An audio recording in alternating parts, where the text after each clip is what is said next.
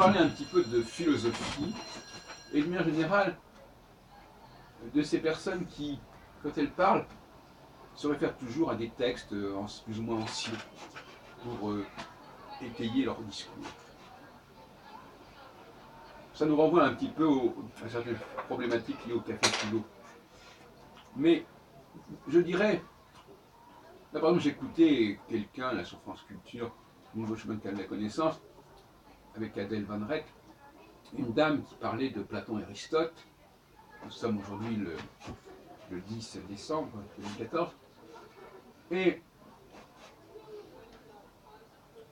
je me disais, bon, bah, finalement, elle développe une théorie sur l'âme, sur le fait que est-ce que c'est l'âme qui met en mouvement, est-ce que c'est le mouvement qui fait avancer l'âme, enfin, et je me disais, tout ça, il faudrait que ce soit assimilé. C'est-à-dire qu'on n'en a rien à faire que ce soit Platon ou Aristote qui dit ceci ou cela. Si vous pouvez vous inspirer de ce qu'a dit Platon ou Aristote pour discuter avec moi ici et maintenant, très bien. Que vous recouriez à telle et telle connaissance, très bien. Mais ça ne m'intéresse pas que cet été chez Platon ou chez Aristote. Ce qui m'intéresse, c'est ce que vous en avez fait. Si dans la discussion, vos lectures vous permettent d'argumenter, de répondre, de dialoguer, tant mieux. Parfait. Mais ça n'est pas suffisant que l'on dise que ça a été dit par X ou Y. On est ici et maintenant, on est dans la discussion ici et maintenant, et il faut venir avec ce qu'on est et ce qu'on peut argumenter, d'autant plus que parfois, malheureusement, on n'a pas compris forcément correctement les textes. Oui, on n'a pas toujours compris pourquoi les auteurs ont dit ceci ou cela. Donc finalement, il faut digérer tout cela, et je n'interdis pas aux gens de se cultiver en lisant tel et tel texte, ou en écoutant telle et telle musique, parce que ça permet de donner une émulation à la réflexion, voyez-vous.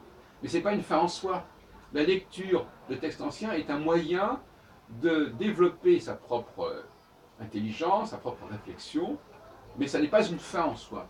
Et dans beaucoup de cas, je constate que le savoir acquis par les uns et les autres est une fin en soi, et qu'en fin de compte, ils ne sont pas capables de dépasser ce stade. Alors, je sais bien qu'on peut dire que on peut avoir plusieurs lectures d'un auteur, et que par conséquent, on apporte quand même des éléments nouveaux, des éléments personnels. Pourquoi pas? Mais à la limite, on s'en fout. De toute façon, c'est évident. Ce qui nous intéresse, c'est ce que vous dites, vous, par rapport à mes arguments à moi. C'est pas le fait que vous puissiez piquer dans tel et tel auteur telle phrase ou telle formulation qui n'irait pas dans ce sens-là. D'autant plus que vous lui faites dire à cet auteur ce que vous avez envie de lui faire dire. Ce qui ne m'intéresse pas non plus tellement. Voyez-vous? Donc, céder.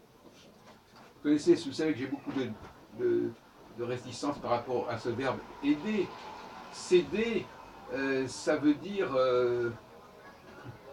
un ajout, ça veut dire un appel. Hein. Et bon, donc c'est une sorte de béquille, c'est une sorte de... Quand on n'a pas